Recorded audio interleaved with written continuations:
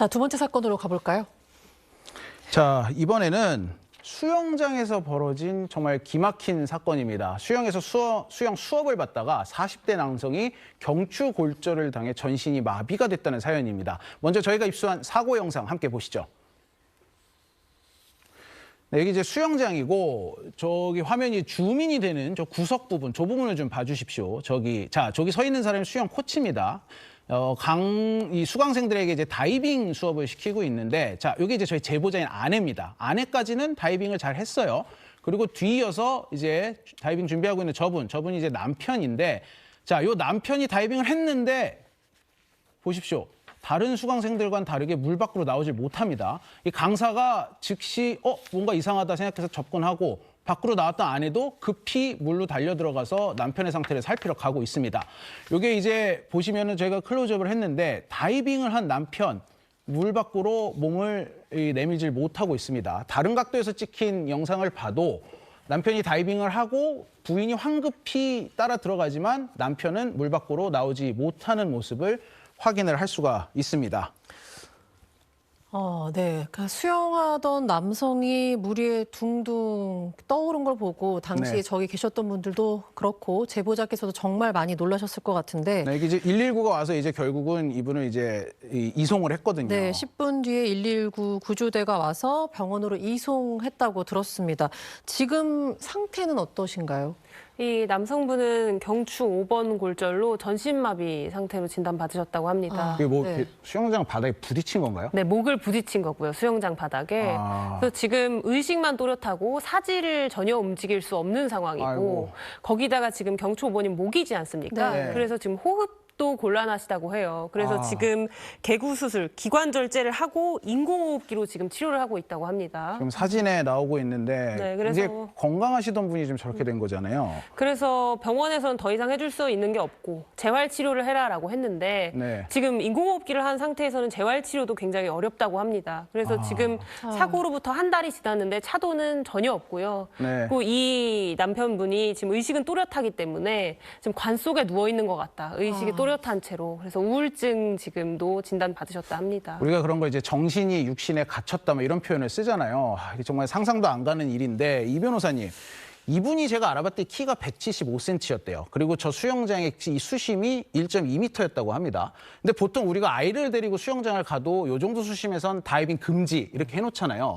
근데 이날 다이빙 수업을 했다고 해요. 이게 가능한 겁니까? 그렇죠. 이게 사실은 조금 물 깊이도 사실 좀 위험한 수준인 것 같긴 한데 네. 이제 제보자 부부가 1년 정도 이제 이 수영을 배웠었고요. 네. 이날이 이제 다이빙 수업을 했던 그 세 번째 수업이었습니다. 네. 네, 그렇게 진행을 했었던 부분이고. 네. 근데 어쨌든 이제 남편 입장에서는 물도 처음에 좀 무서운 부분도 있고 했다 보니까 수업을 들을 때도 약간 뒤에서 이렇게 조금 머뭇머뭇하면서 이렇게 하는 그런 과정이 있었는데 네. 이 사건 당시에는 이 어떻게 보면 이제 강사가 지시한 대로 그냥 혼자 입수를 하다가 예, 혼자 입수를 하다가 이렇게 선 자세에서 이 상체에 목이 충돌하게 되는, 그래서 이제 119가 출동을 하게 됐다고 보시면 될 것 같습니다. 그러니까 이게 세 번째 수업이었다는 말씀은 앞선 두 번의 수업에서는 별다른 문제가 없었다는 건가요? 그렇습니다. 이제 어떤 차이점인지 궁금한데요. 그렇죠. 제보자가 지적하는 게 그 부분인데요. 네. 처음 두 번의 수업과 그다음 세 번째 수업에 선생님이 다 달랐다고 합니다. 네네. 네, 처음에 수업 같은 경우에는 원래 이제 입문자 코스에서 계속 10개월 동안 같은 선생님이 이제 해왔고요. 네. 그리고 두 번째 선생님이 바뀌었다가 이번이 이제 세 번째 선생님인데, 근데 이 선생님 같은 경우에는 사실은 이제 이 맡아서 수업을 한 게 2개월 정도밖에 되지가 않고, 네. 그리고 이날 처음으로 이 다이빙 스타트 수업을 그렇게 가르쳤던 그 날이라고 보시면 될 것 같습니다. 자, 앞선 다이빙 수업과 이날의 수업이 어떻게 달랐는지 저희 제보자와 다른 수강생 사이에 대화를 나눈 녹취록을 저희가 입수를 했습니다. 들어보시죠.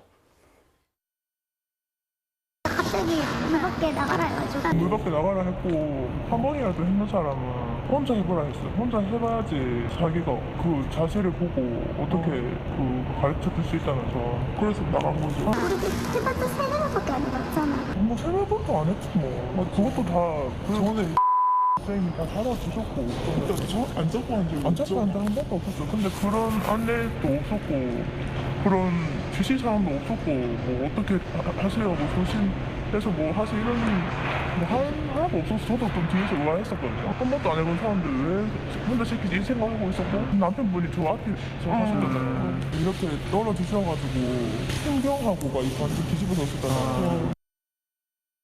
그러니까 사고 직후에 수강생들끼리 나눈 대화, 제보자와 함께 나눈 대화를 듣고 오셨고요. 제작진이 당시 수업을 진행했던 수영 강사에게도 여러 차례 연락을 시도해 봤습니다. 하지만 역시 연락은 닿지 않았고요. 대신 센터를 통해서 입장을 전해 들을 수 있었는데요. 보시죠.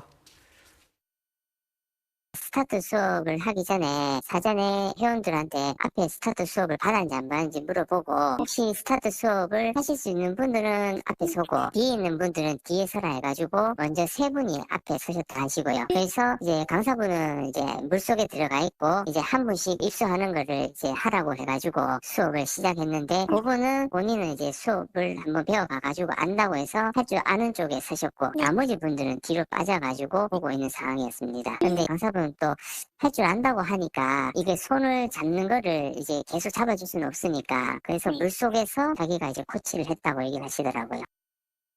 송 변호사님, 그러니까 이제 하고 싶은 사람 설화해서 했다라는 거잖아요. 그러니까 이제 뭐 여기까지 들으신 분들은 뭐 강사의 입장도 저럴 수 있겠구나라고 생각하실 수도 있는 분이 있을지도 모르겠어요. 근데 진짜 문제는 이 수영장에서 이런 사건이 벌써 두 번째 벌어진 거라면서요? 네, 그렇습니다. 지금 저희가 판결문을 입수를 했는데요. 판결문을 네. 함께 보시면서 말씀을 드릴게요. 네. 그 같은 수영장에서 2012년에도 40대 남성이 이 스타트 다이빙 수업을 하다가 경추골절로 전신 마비가 되는 사고가 있었습니다. 아, 이 수영장 뭔가요, 여기? 우리 이번 사건이랑 거의 동일한 사건이라고 볼 수 있겠습니다. 그러네요. 네. 야, 이게 참 계속해서 이런 일이 벌어진다. 10년이 지났는데도 유사한 사건이 또 일어난 건 문제가 좀 있어 보이는데요. 이번 사고의 책임을 그럼 누구한테 물어야 되는 걸까요? 1차적으로는 이제 그때 당시에 옆에서 이렇게 강의를 했던 그 선생님 입수를 할 때 손을 잡아주면서 이렇게 해야 될 필요성이 있었고요. 네. 그리고 이 수영장 업체 같은 경우에도 이런 모든 부분에 관리 감독 책임이 있어가지고 같이 공동으로 지금 불법 행위 책임을 지게 된다라고 생각하시면 될 것 같습니다. 네네.